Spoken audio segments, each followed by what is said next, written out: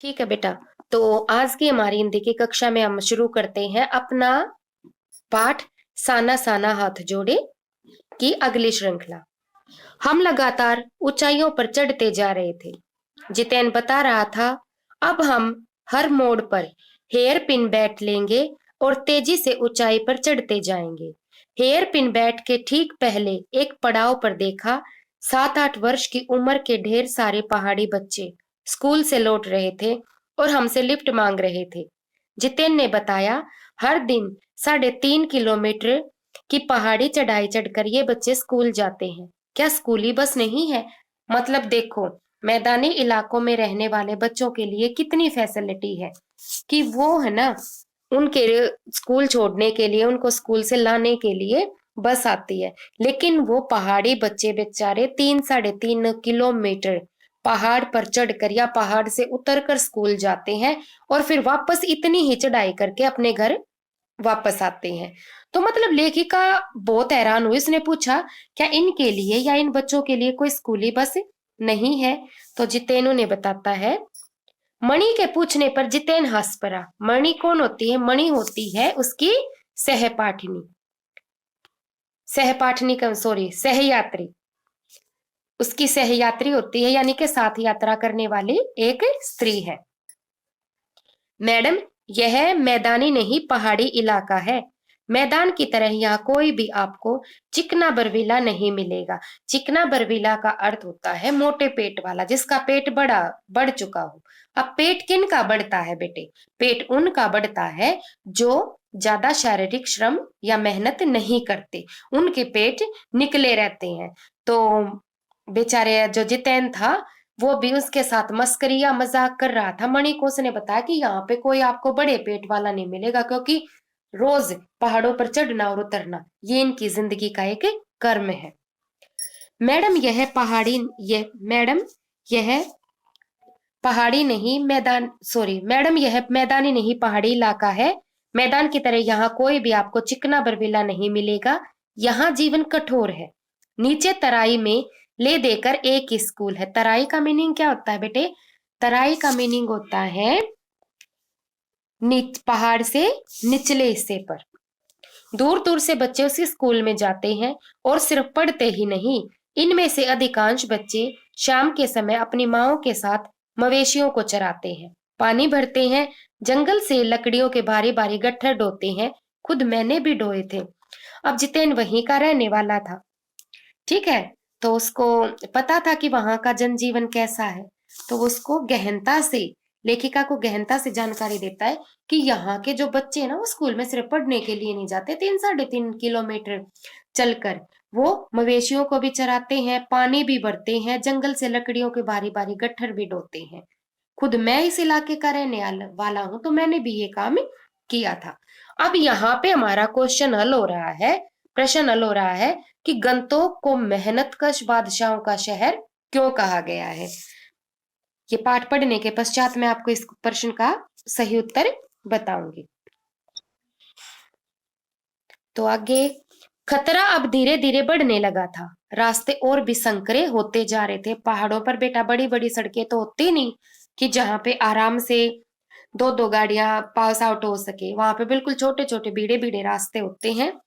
कई बार लगता जैसे रास्तों को इंच टेप से नाप कर एक जीप जितना ही चौड़ा बनाया गया है कि जरा भी संतुलन बिगड़े, इंच भर भी जीप इधर उधर खिसके तो हम सीधा घाटियों में।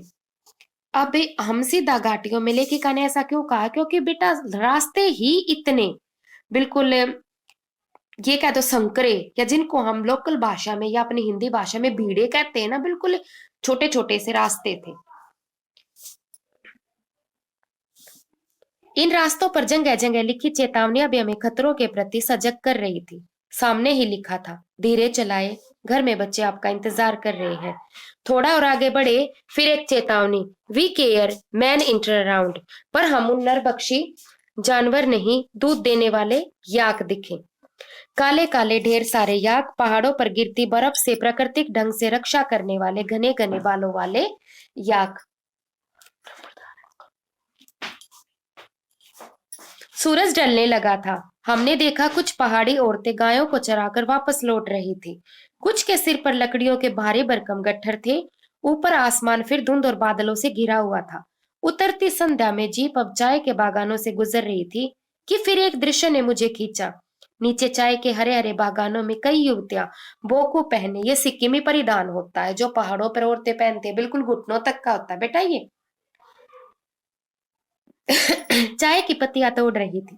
नदी की तरह उफान लेता उनका यौवन और श्रम से दमकता गुलाबी चेहरा।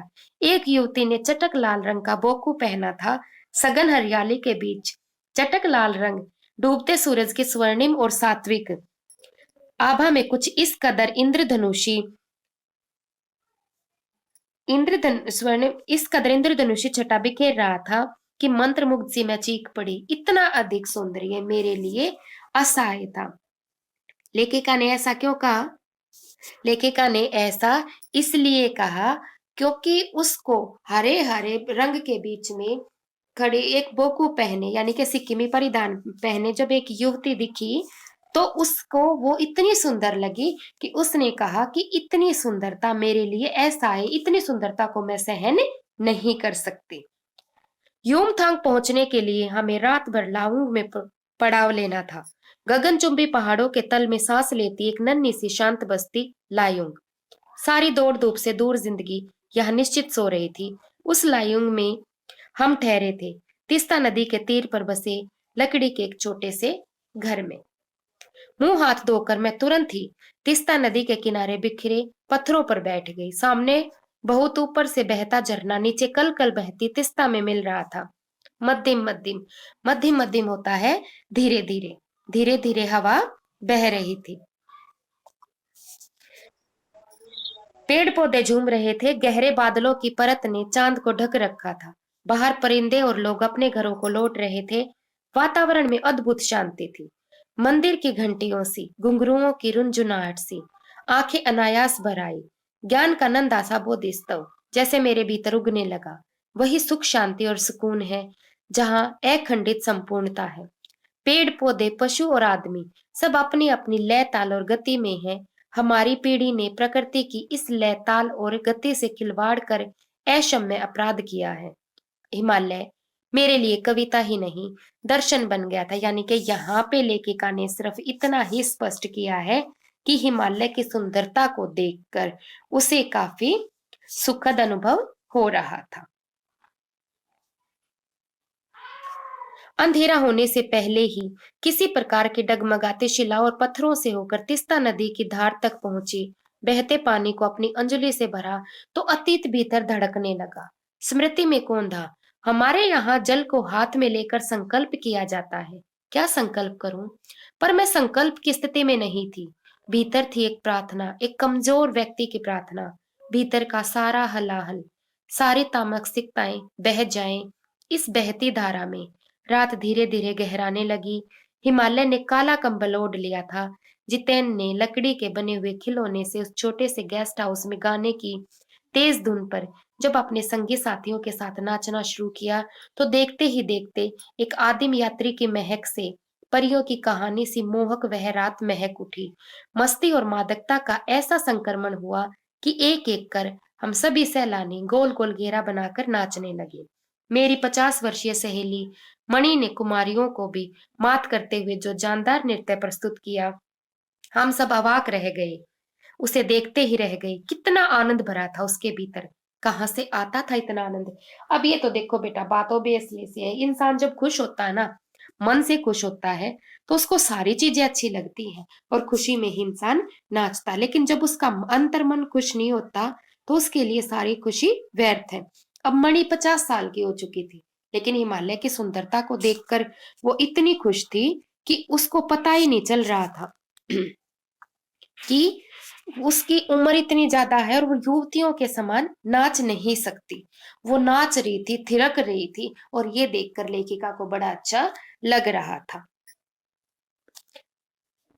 अब लेखिका ने क्या किया, यहाँ पे इस पैरे की एक बार मैं आपको फीडबैक दे देती हूँ। मुंह हाथ धोकर लेखिका तीस्ता नदी के किनारे पत्थरों पर बैठकर वहां की हिमालय की सुंदरता को देखने लगी। वह प्राकृतिक सौंदर्य के बारे में सोच रही थी कि प्रकृति कितनी सुंदर है। जिसकी कल्पना भी हम नहीं कर सकते। इतनी सुंदर होती है प्रकृति कि हर जगह इसकी अनुपम छटा बिखरी रहती है। लेकिन हम जो है वो प्रकृति की सुंदरता, यानी कि हम इंसान जो है वो प्रकृति की सुंदरता को हर समय नष्ट करने पर तुले रहते हैं। हमने प्रकृति को अपने स्वार्थ के लिए उसका दोहन करना शुरू कर दिया है, और एक ऐसा है क्षम्य जिसकी कोई क्षमा याचना नहीं होती। हम एक ऐसा अपराध करते जा रहे हैं जिसके लिए ईश्वर हमें कभी भी किसी भी समय कैसा भी दंड दे सकता है। अब फिर वो बताती है कि मतलब जब रात होने लगी तो जितेन ने अपना जो था एक लकड़ी के बने खिलौने से मतलब कुछ गिटार विटार उसने बजाया होगा, और उसकी धुन पर सारे सैलानी जो थे, सारे यात्री जो थे वो थिरकने लगे। लेखिका की भी बहुत खुश हुई, लेकिन सबसे ज्यादा खुश उसकी सहेली मणि थी, जो 50 अर्ध शताब्दी को पार कर चुकी थी, लेकिन फिर भी उसने युवतियों जैसा जानदार सुंदर नृत्य प्रस्तुत किया, जिसे देखकर लेखिका के मुख से चीख निकल गई खुशी की। लायूं की सुबह बेहद शांत और सुरमय, तीस्ता नदी की शांत धारा के समान ही कल कल बहती हुई। अधिकतर लोगों की जीविका का साधन पहाड़ी आलू, धान की खेती और दारू का व्यापार। सुबह मैं अकेली ही टहलने निकल गई। मैंने उम्मीद की थी कि यहाँ मुझे बर्फ मिलेगी, पर अप्रैल की शुरुआती महीने में यहाँ बर्फ का एक कतरा भी नहीं था, क्योंकि अप्रैल गर्मी का मौसम होता है। यद्यपि हम सी लेवल से 14,000 फीट की ऊंचाई पर थे, मैं बर्फ देखने के लिए बेचैन थी। हम मैदानों से आए लोगों के लिए बर्फ के ढके हुए पहाड़ किसी जन्नत से कम नहीं होते, क्योंकि हमारे यहाँ बर्फ पड़ती ही नहीं है। जन्नत तो हमें इसलिए लगता है ना बर्फ को देखना, क्योंकि हम तो मैदानी इलाकों में रहते, बारिश होगी, धुंध पड़ गई, लेकिन बर्फ देखने का अपना ही एक अलग नजारा होता है। वहीं पर घूमते हुए एक सिक्किम नवयुवक ने मुझे बताया कि प्रदूषण के चलते स्नोफॉल लगातार कम होती जा रही है, पर यदि मैं कटाव चली जाऊं तो मुझे वहां शर्तिया बर्फ मिल जाएगी। कटाव यानी भारत का स्विट्जरलैंड। कटाव जो कि अभी तक टूरिस्ट स्पॉट नहीं बनने के कारण सुर्खियों में नहीं आया और अपने प्राकृतिक स्वरूप में था। कटाव जो लाथुंग से 500 फीट ऊंचाई पर था और करीब 2 घंटे का सफर था। वह नवयुवक मुझसे बतिया रहा था और उसकी घरवाली अपने छोटे से लकड़ी के घर से बाहर हमें उत्सुकता पूर्वक देख रही थी कि तभी गोमाता ने आकर बाहर थैले में रखा हुआ उसका महुआ गुड़प कर लिया। मीठी झिड़कियां देकर उसने गोमाता को भगा दिया। अब यहाँ पे बेटे लेखिका ने स्पष्ट किया है कि हमने प्रकृति का इतना ज्यादा दोहन कर लिया है, प्रकृति को हमने इतना ज्यादा परेशान कर रखा है। सजीव है प्रकृति भी, पेड़ पौधे फूल सब कुछ प्रकृति से हमें मिलते हैं, लेकिन हम उसका इतना दुरुपयोग कर रहे हैं कि जिसके कारण स्नोफॉल लगातार कम होता जा रहा है। अब उसने बात की कटाव की, कि कटाव सुर्खियों में इसलिए नहीं आया क्योंकि वो एक टूरिस्ट स्पॉट नहीं है। टूरिस्ट स्पॉट न होने के कारण वहां पे कोई प्रदूषण नहीं है, सैलानी आते जाते नहीं है, वहां पे प्रदूषण नहीं फैलता। तो आपसे ये क्वेश्चन भी तो किया जाएगा ना कि कटाव पर किसी दुकान का न होना वहां के लिए एक वरदान कैसे है, तो उसके अंदर आपको ये सारी बातें लिखनी पड़ेगी।